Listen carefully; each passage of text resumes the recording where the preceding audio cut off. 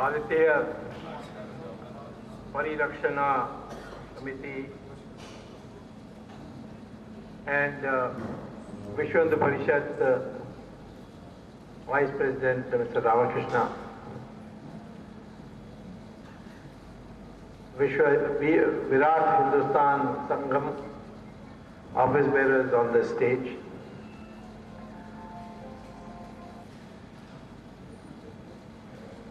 ladies and gentlemen of Vijaywada, and young people who have come here also to hear about the future of India.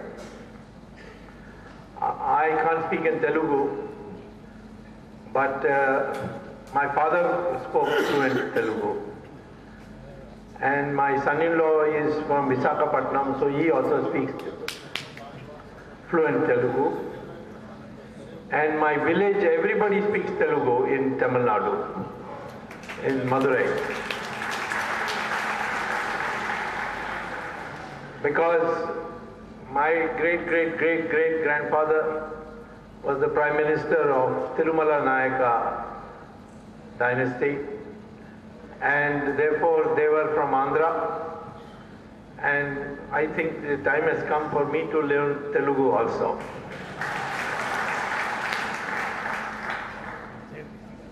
Today I'm going to speak to you about conversion as a threat to national security. Why am I against conversion? Well, there are many reasons. First of all, the UNESCO has created a list of all civilizations that existed in this earth since time immemorial. And they listed 46 civilizations. And also they concluded that of the 46, 45 have disappeared. Only one is surviving, which they say is the Hindu civilization of India. Greek civilization finished, Roman civilization finished, Egyptian civilization finished, Mesopotamia, same thing with Babylon, same thing with Persia. All these civilizations have been finished. The countries are there, but they are a new civilization that has been started. But ours is continuing civilization from time immemorial. And it is a Hindu civilization. There are other people here, but the Hindus never discriminated against anybody. The Parsis came here from Persia after Iran was taken over by the Muslims. So to escape persecution, they came to our country. We looked after them. We built their fire temple in Gujarat, and they are a very prosperous community. And they are in very high positions, even though they are a small number of only 60,000 today.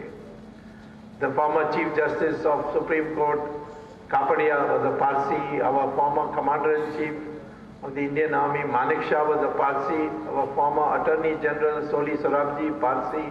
Former Air Force Chief, Wali Major, Parsi. There are Parsis everywhere. But they have no problems with India, because we looked after them.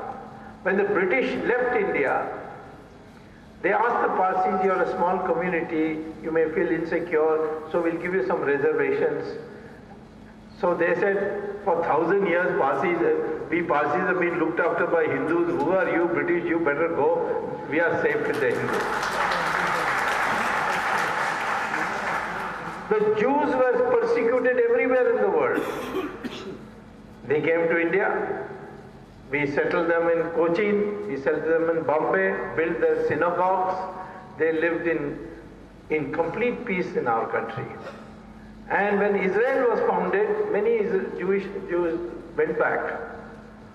And the Parliament of Israel, after adopting the Constitution, the first resolution they passed is which said, "Thank you, India, the only country where Jews were not persecuted."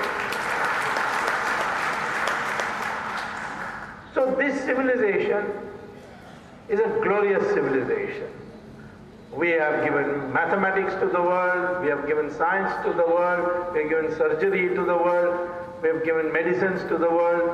People have come all over from the world to buy goods from our country till these foreign invasions took place and subjugated us. And for 1,000 years, first 800 years of Islamic onslaught, and then after that, the British who ruled here for 200 years. So now we are reviving, and in the process of reviving, we are threatened by those countries which became prosperous at our expense and polluted our gold and jewels and so on, and now they want to convert our people to their religious point of view. We are not against religion if somebody individually wants to convert. But we are against this mass conversion.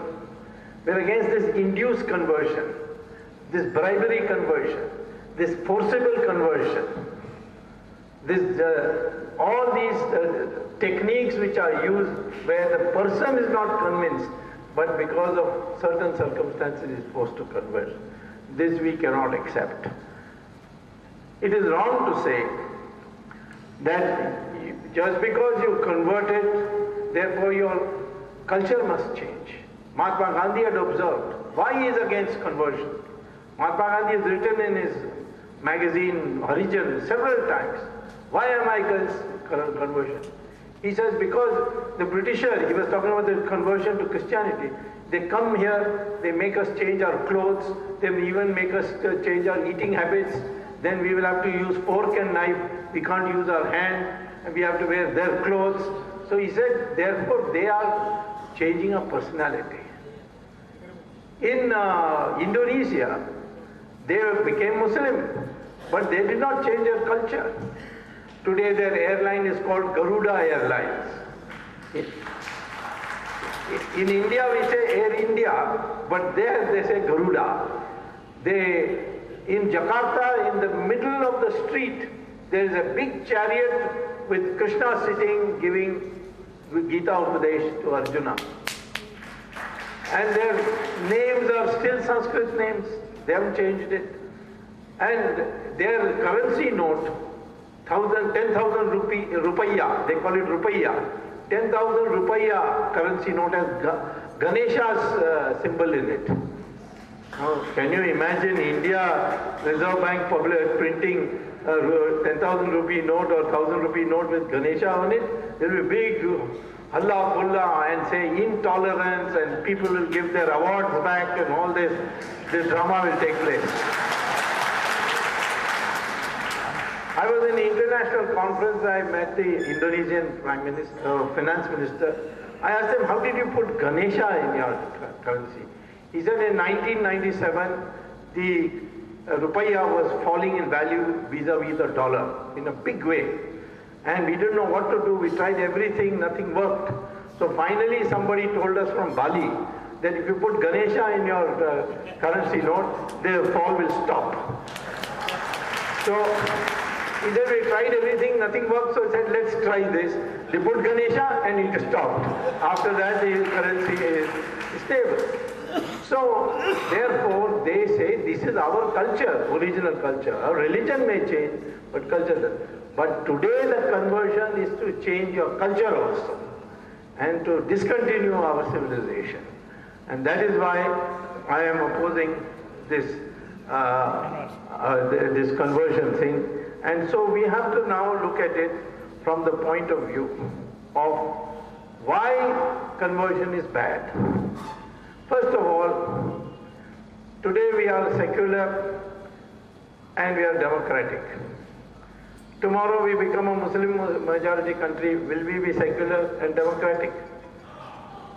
Now in Kuwait recently, 11 people in their house, they are Hindus, they have gone there to work, but in the house, inside the house, they were doing Satyanarayana Puja. and the police found out and they were deported to India. In Saudi Arabia, you cannot build a temple, you cannot celebrate Diwali, you cannot even keep Ramchandraji's photo in your pocket, and if you do, you will be put in jail. There is no room for any other religion in Saudi Arabia. And I asked once a Saudi Arabian minister, why you don't allow us to build temple? He said, no, because in Islam there is no room for any other religion. So Islam says ours is the only way, and any other religion is kafir's religion, and the person should be finished or converted. Same thing with Christianity. It says ours is the only way, and everybody else's way is devil's way, and they should be rescued, they should be saved. And so there is all efforts being made to convert people. So there is no voluntary thing. People say, this is a democratic country, then I have a freedom. But that is not true. In the Constituent Assembly, this was debated. And they found, the general opinion was that conversion should be banned. But then some compromise had to be formed. So they said, the Constitution says that you have a right to propagate your religion, but you have no fundamental right to convert anybody to the religion. A person can convert himself, but it must be without inducement. It must be without any bribery. It must be without any force. Nobody can be forcibly converted. And therefore, the Constitution's question was decided by the Supreme Court in a constitutional bench in 1977, where they said, no, right to conversion is not a fundamental right. It is a right subject to reasonable restrictions. In our Constitution also, there is no right to propagate religion as you like. It is subject to restrictions arising out of morality, public health, and public order. These three restrictions apply. So you can't say, oh, this is my religion, I can do what I like. Not at all. You have to conform to morality, you have to conform to public health, you have to conform to public order. So Constitution is very clear that you can place restrictions. So tomorrow we can have laws, and some states already have laws. For instance, Madhya Pradesh has a law, Orissa has a law, and Himachal Pradesh only recently got this law, whose constitutionality was challenged, and I had gone to the High Court of Himachal Pradesh and argued, and we won the case, and now Himachal has that. But time has come for an all-India law, not each state, because it's a concurrent subject, so the center also has the right to have a law. So we must now agitate that the BJP government should bring a law, all-India law, banning conversion. But let me add that it is subject to one exception, that reconversion is not banned.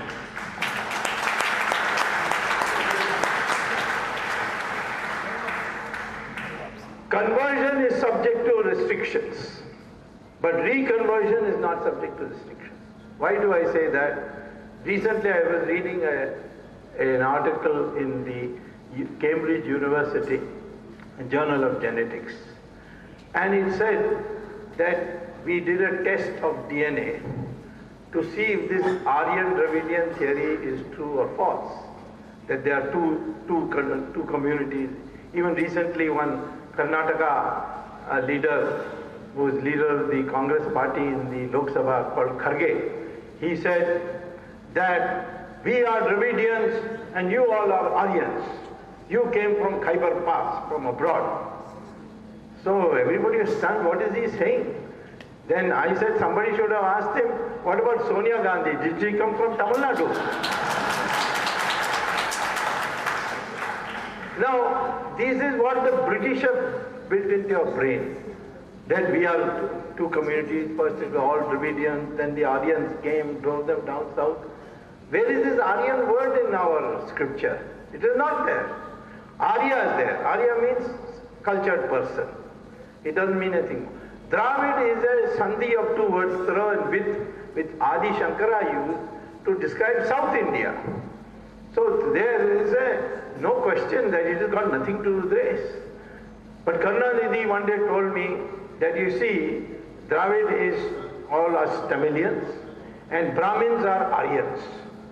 And therefore this is a war between Brahmins and Dravidians. So I said, if Brahmins are Aryans and they cannot be Dravidians, then tell me this cricket captain, at that time the cricket captain was Rahul Dravid. I said, how is he called Rahul Dravid? Because he's a Brahmin and he's got the name Dravid. Then he got confused. He said, no, Ravan. Ravan is our god.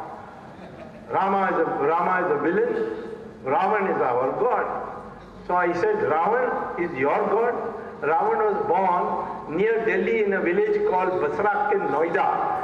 And I have proof for it. You see, he said, how is that possible? Then how did he come to Sri Lanka? I said, he went to Mansarovar.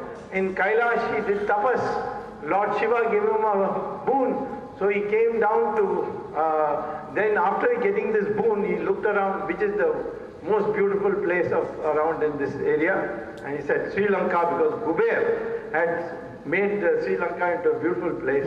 So he came and conquered Sri Lanka.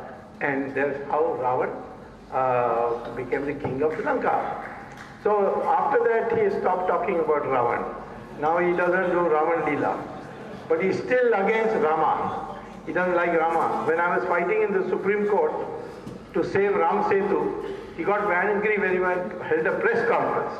He said, who's Swamy to talk about Ram Setu? Did Ram build it?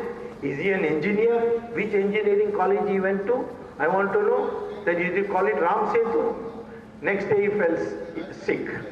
And so he had to be taken to a hospital in Chennai. And that hospital's name was Ramachandra Medical Hospital. So I wrote him a goodwill letter to say, I hope that Rama has an MBBS, otherwise he might not. Now this is the kind of thing that has been filled in. People don't know that our civilization is the longest civilization, but for these foreign invasions, we would not have suffered so much. We were the richest country with the highest GDP and highest per capita income up till 1400 BC, and then it started the decline, and now it became a poor country. Now we are reviving again.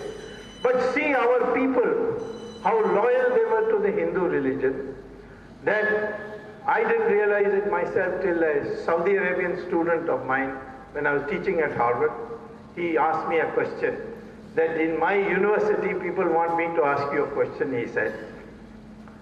I said, what is the question? He said, how is it that India is still 80% Hindu? So I said, why? What is wrong with that? He said, no, we want to understand that in Iran, it was a Zoroastrian country.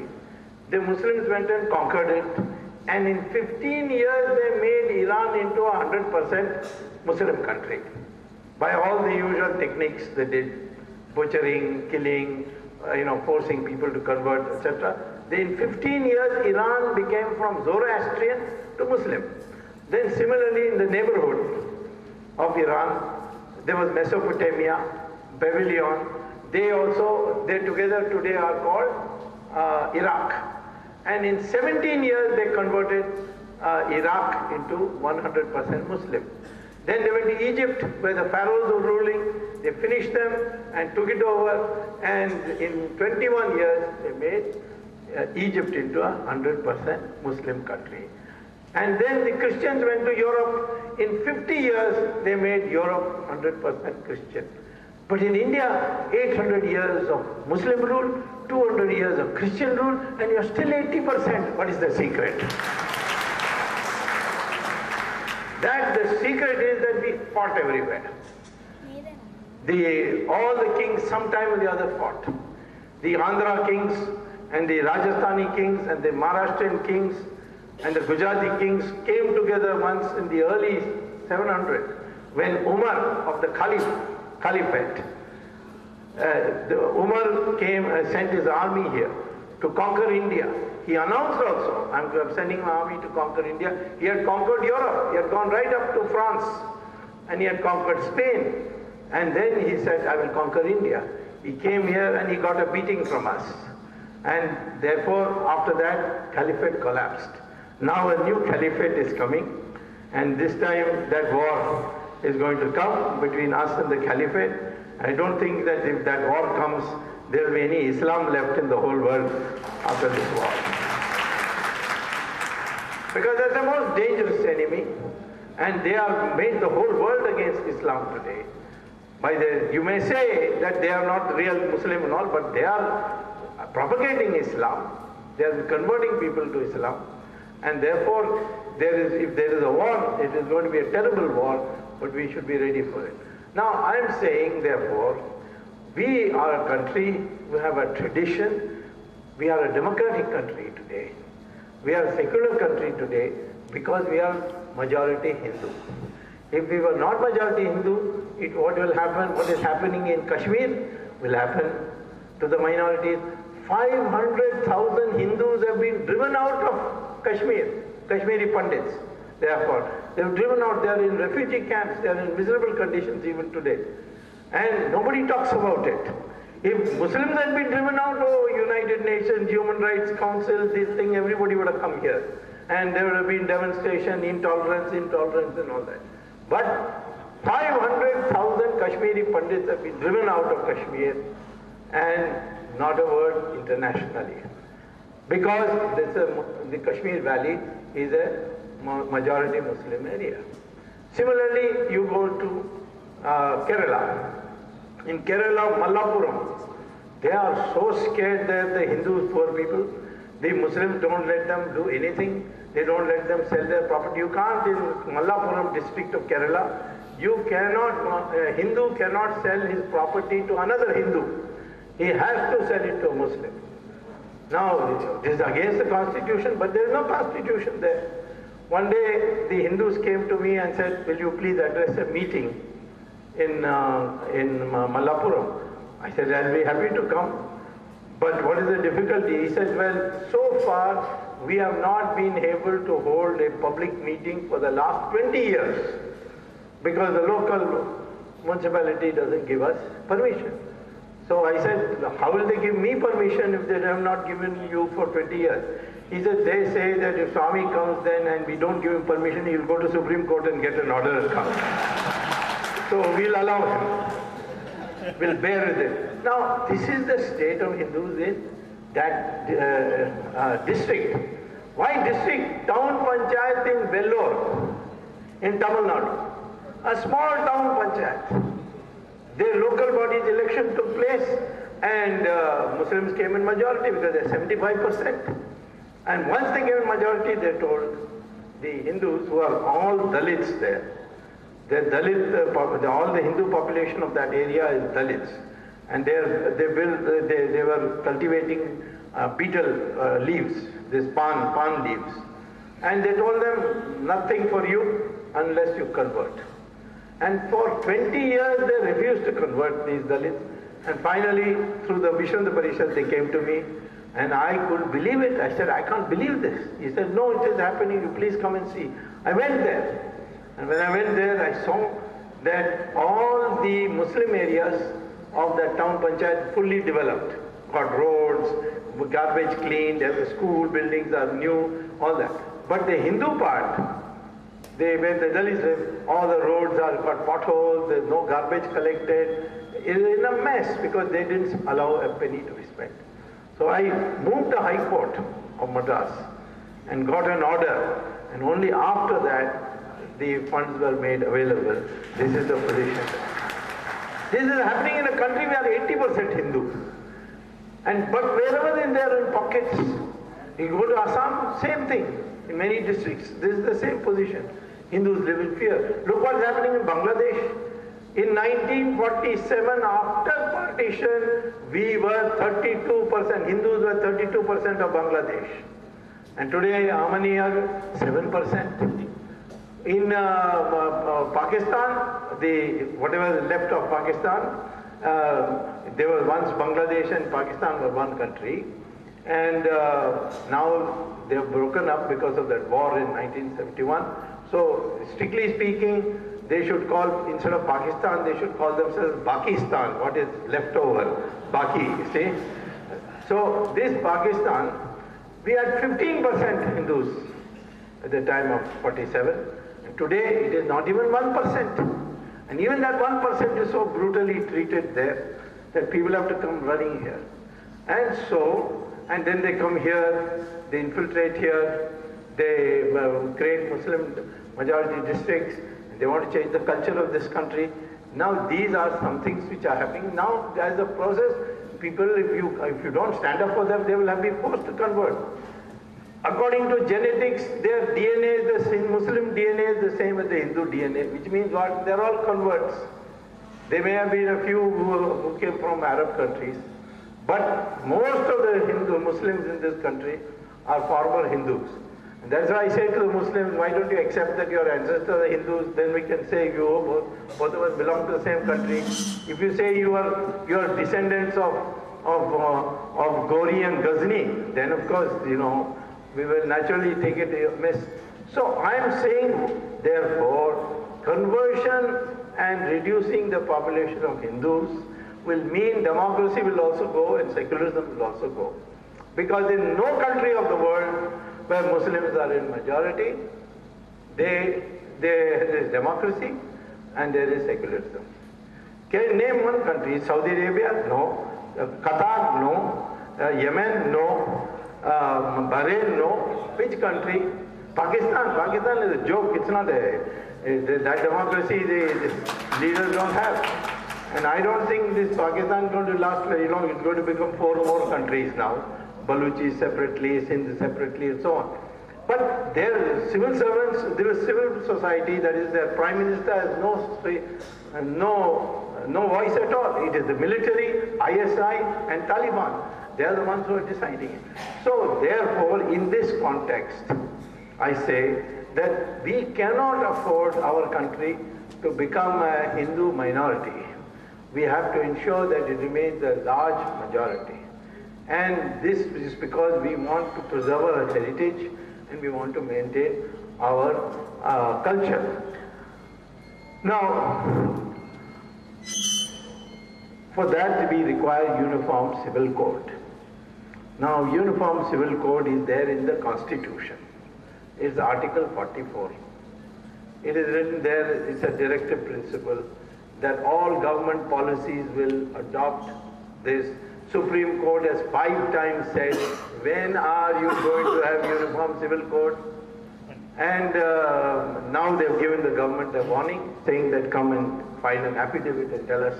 So that we are now pushing to a situation we'll have uniform civil code.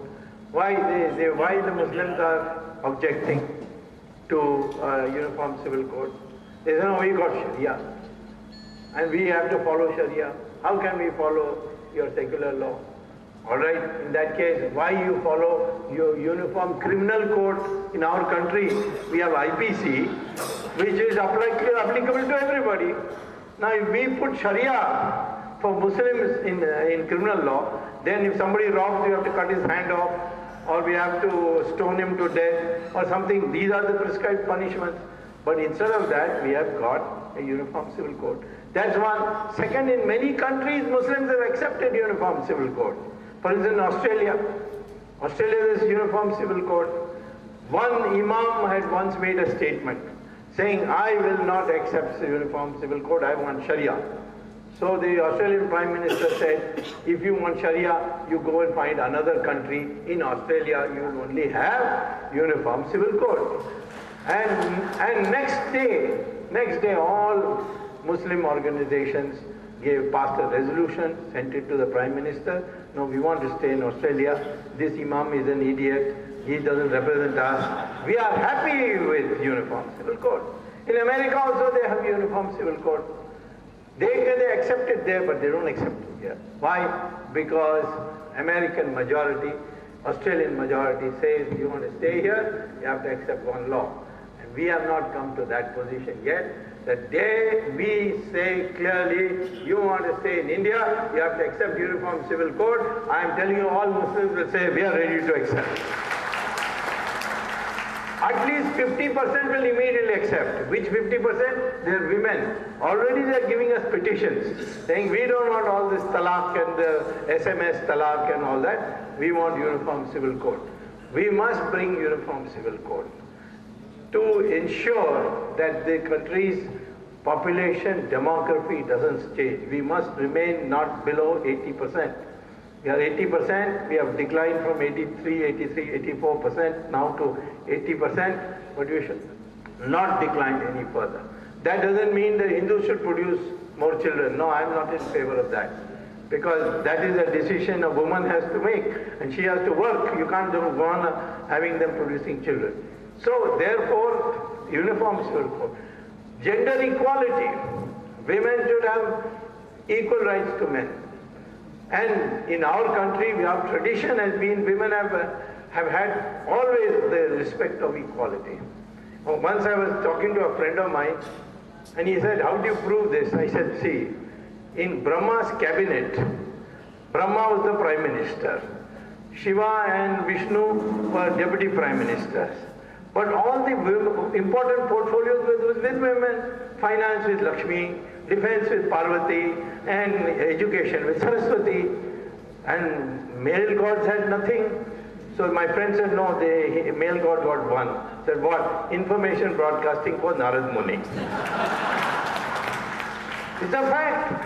And when the male gods could not fight the Asuras, they had to go and beg Parvati, who had to take the form of Kali and then finish off the Asuras.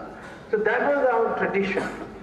We didn't say men and women are equal in physical strength, but as far as the mind is concerned, the brain is concerned, there's no difference between women and men. And in fact, nowadays we find in these school certificate examination, girl students are first, second, third, fourth, you see.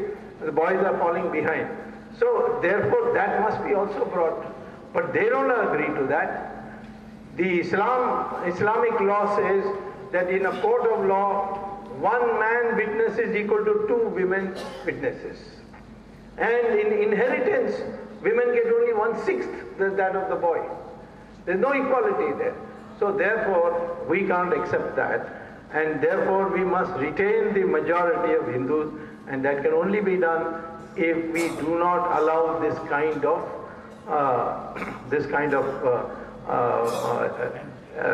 conversion that is taking place in our country. So what should we do? Now, first of all, we must stop this infiltration that is coming. When partition took place, the British Parliament debated this question. And they said that we are going to create two countries out of British India. One will be a Muslim-ruled Pakistan, and the other will be a Hindu-ruled India. So this is what the British Parliament, June 1947, introduced Indian Independence Act said. At that time the Congress leader said, any Muslim who doesn't want to go to Pakistan can stay here. Dr. Ambedkar was not in favor of that. He said, no, we must have population exchange.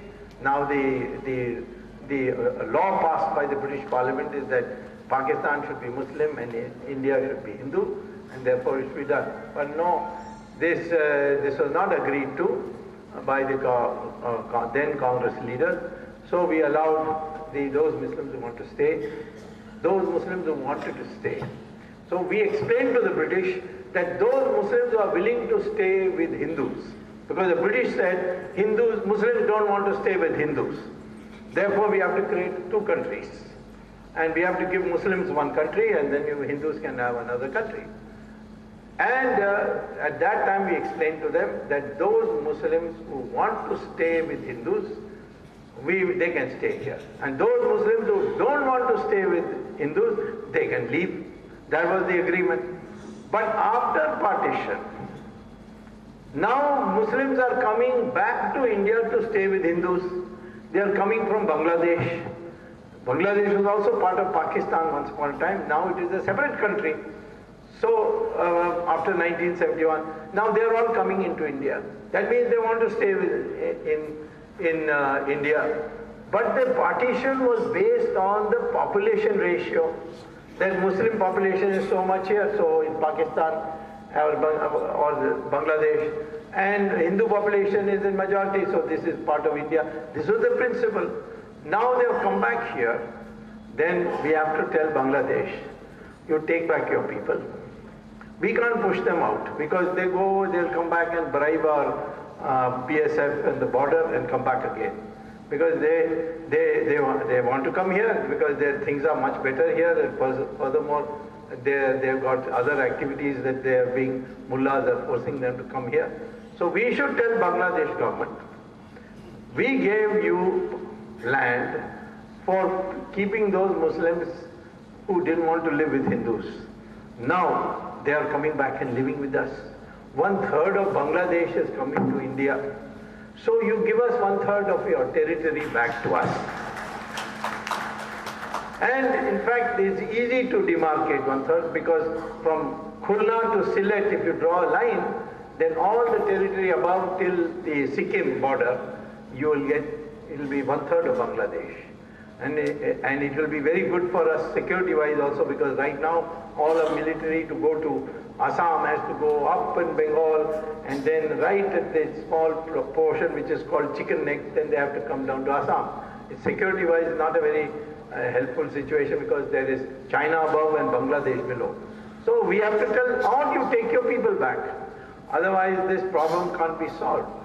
But the issue is that once they come here, then they engage in conversion activities. And therefore we have to take care to see that infiltration is stopped. Now, one of the weaknesses we have in our country, which is helping people who are against us or who want to convert us, is this Varna system that we have adopted. Now, originally when it was adopted, it was not birth-based. And Lord Krishna in Gita also says that it is gunas. It has got nothing to do with birth. So you can be born in a family where your father and mother are Brahmins, but you may become something else. Because two Maharishis, Brigu and Bhardwaja, sat down and drew up this scheme in which they said that a society to progress must have decentralization of power. And Brigu said, power is in 4 places: knowledge, weapons, wealth, and land. And he said that it should be distributed in such a way that no one person has more than one of these 4. So if you have knowledge, then you cannot have weapons, you cannot have wealth, you cannot have land.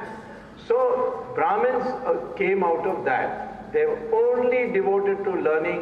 They could not have wealth or weapons or no. But because they made this sacrifice, they were looked upon by all the rishis as rishis, and the Raja used to go, who had weapons, would go and seek their advice, and on their advice they would act. They could not act independently. This is how the caste system was structured. Now, unfortunately, the problem is, over a period of time, it has got connected with birth. Brahmin, you're born of Brahmin parents, you must be Brahmin. But originally it was not like that. Take Vishwamitra. Vishwamitra's father and mother were Kshatriyas. But he became Maharishi because he followed the discipline of a Brahmin, which is only pursuing knowledge and not his acquiring property or land or weapons and so on. So Vishwamitra was called Maharishi. Take Vedavyasa. His mother was a fisherwoman, brought up as a fisherwoman, by the fisherwoman. And therefore, but still he became a Maharishi and wrote the Mahabharata. Valmiki, he was born in a Dalit family and he became Maharishi and wrote the Ramayana. Kalidasa, he was in Vanavasi. He used to cut the branches of tree and he became a Mahakavi and therefore a Maharishi. So there was this On the other hand, if a Brahmin broke the law, he was not above the law, as this propaganda is going on nowadays. That Brahmins are, people who exploited society, nobody could question them. Ravan was a Brahmin, you see. Nobody knew that. Even Karunanidhi didn't know that. So, ultimately he was shocked to find, I showed him in the Tamil Ramayana, which is called Kamban Ramayana, it is clearly written that Ravan was a Brahmin.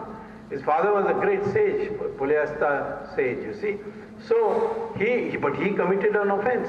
He kidnapped Sita. Therefore, a Kshatriya king went and killed him. The Brahmins don't say, a Kshatriya killed one of us Brahmins, so we are against Rama. They never said that. We all worship Rama because he upheld the law. So, this Varna system has now become too fossilized. It should go. And our DNA is the same. Where Brahmin, scheduled caste, Kshatriya, all their DNA is the same. North Indian, South Indian, DNA same. Gujarati, Assami, DNA same. So where is this question of these distinctions? This distinction is helping people and if you educate the most deprived section of our society, the scheduled caste, they become as good as us, and therefore at least we should make an arrangement that one generation of scheduled caste should be given a lift. Dr. Ambedkar, his original name was Bhimrao Mahar, and he was actually born in Madhya Pradesh and later on into Maharashtra, and he had a teacher called by name Ambedkar, and his teacher was a Brahmin, and this teacher told Ambedkar, "You are a very bright boy, you must go abroad and study because you will do very well abroad." So he said, "I have a friend who is in Columbia University in New York, and that is a very famous university, and I'll get you admission into economics for an economics PhD. But there is a problem. The society is a little conservative and all. They have got all bad habits. So you don't drop this name Mahar and take my name." And so that's how he became Bhimrao Ambedkar. Ambedkar was not his original name. So he went to Columbia, did extremely well, wrote an excellent thesis, and then he went to England, and in England he got a law degree, and he came back to India, and Sardar Patel made him chairman of the drafting committee, and he produced the best possible constitution any person could do. He piloted it, he spoke on it, and he ultimately produced this constitution. And I was surprised that till 1990, when the Janata came to power again, Bhimrao Ambedkar did not get Bharat Ratna. Myself, when I became minister in 1990, and I became the senior most minister of Chandrasekhar government, I saw in the file that every time Ambedkar's name was proposed, Congress government, prime ministers cut his name out and said, no, shouldn't be given. Two names they kept on cutting. One was Ambedkar and the other was Sardar Patel. Sardar Patel's Bharat Ratna was under my signature as law minister and not during Congress period. And you see, despite all his PhD and Bharat law from England and moving constitution, he was never given respect by the then Congress government in 1951, 52, 53. And they kept, all these congressmen used to never describe him, call him Dr. Ambedkar, used to call him Bhimrao. But Jawaharlal Nehru went to Cambridge University, and there he failed. All Nehru's failed exams, by the way. No one has passed. And he failed there. But the British said he's come from the colony, he may be tomorrow a big man. So therefore, let us give him a new degree called Gentleman Pass. Internal records will say he has failed, but for the outside world will say he has passed. So he came back to India, and congressmen called Jawaharlal Nehru what? Pandit Jawaharlal Nehru. Ambedkar is Bhimrao, and a failed, so Jawaharlal is a Pandit Jawaharlal Nehru. So these are all these prejudices, you see, that is driving people out. So we must now start breaking these divisions due to Arna and start thinking of ourselves as Hindu first. And you see, Jati, of course, these are bloodlines, that is for your marriage and all that.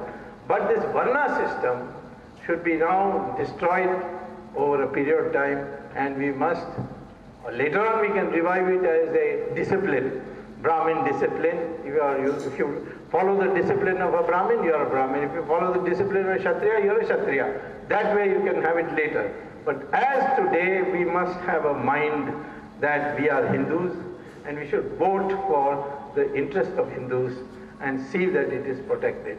This is a very, very important thing. And for that purpose, you must know your correct history. All this history the British have written is all bogus history. They don't write about all the Rashtrakutas and the Chalukyas and whoever, Andhra, then the Vijayanagaram Empire. They don't write about it. You see our history books, there's no reference to it. They'll have one chapter for each Mughal emperor. You know, Babur and Humayun and Akbar, each one chapter. But Vijayanagaram Empire lasted longer than the Mughal Empire. From Akbar to Aurangzeb is only 150 years. But the Vijayanagara Empire lasted 300 years. But there's only one paragraph in our history books. So these are the kinds of things which have twisted our minds and made us feel inferior. And this inferiority complex also makes conversion very easy. And therefore there needs to be a mindset change. I have very strongly advocated that we must bring back Sanskrit as a language which will be used for interstate communication and slowly replace Hindi.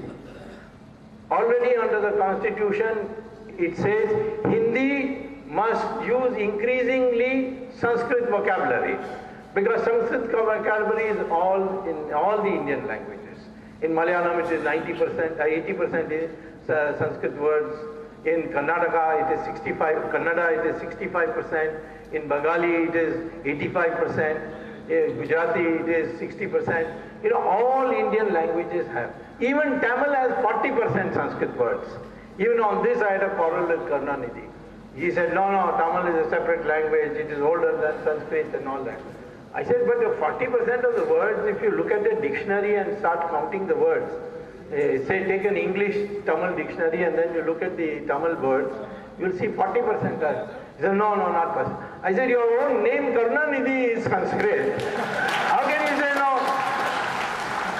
So, I mean, then he realized, and he said, you know, I think that Sanskrit stole these words from Tamil. It is not the other way around. I said, doesn't matter, it is common to both, that much you accept. So this Sanskrit is today accepted in the NASA, the National Aeronautics and Space Agency of the United States, as the most computer-friendly language in the world and to be used for artificial intelligence. You can see this by going to Google. Just put in Google NASA and Sanskrit, and you will get everything there. Why Sanskrit is the most computer-friendly language. And NASA has made Sanskrit compulsory now for artificial intelligence. And Sanskrit is now being rapidly taught in many places in America and England. In our country, if I say, please learn Sanskrit, they say, oh, you're communal. I say, what do you mean I'm communal? This is an ancient Indian language. It's a language which has vocabulary in every language, along with Devanagari script. So therefore, I would say to you, either you learn Sanskrit, or you make your children learn Sanskrit, or your grandchildren learn Sanskrit. Sanskrit can be easily learned today because the RSS has got an organization called Samskrita Bharatam, which teaches Sanskrit in just 3 weeks. You can start speaking Sanskrit in 3 weeks. Sanskrit must be revived for integrating India. So this is another thing that I very strongly advocate to you. Most of all, this country is a democratic country. We elect our parties, we elect our leaders. So let us make one resolution. If you feel that Hindus' civilization should be preserved and protected after surviving so many centuries despite all these attacks from abroad, and is the only civilized, surviving, continuing civilization, then you must resolve that henceforth we will only vote for those as point number one. We can have point number two, economics, point number three, national security, all that. But point number one, only if that party is Hindu-friendly party, then only we will vote for it, otherwise we will not vote for it. And you will see that every party will become Hindu-friendly. One day Mulayam Singh told me, I asked him, why is so pro-Muslim? He said, you see, without the Muslim vote, I can't win on Yadav vote, so I need the combination. So I said, well, if supposing tomorrow Yadavas also become Hindu-minded, what will you do? He said, then I will put a tika and say, Jai Shri Ram. So for a vote, they will do everything. So I am saying to you, to preserve our thing and to fight the conversion, let us take progressive steps. Let us see that our those bad habits, those bad qualities that we inherited is removed. Dowry is another. The dowry is a way by which we are making it very difficult for girls to get married. So there, on that also, we should all take a vow, no dowry under any circumstance. You see?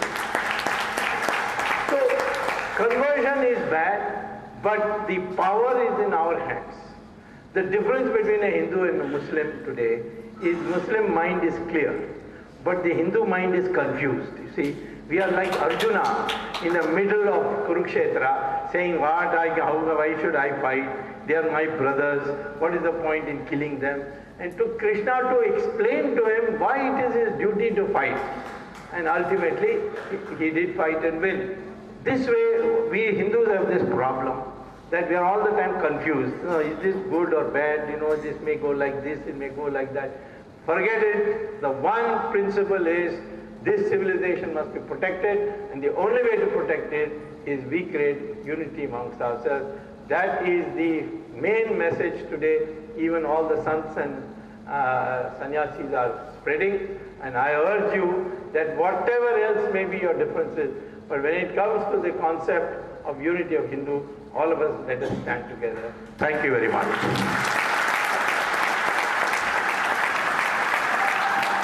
ధన్యవాదాలు. దయచేసి అందరూ కూర్చోండి. ఇప్పుడు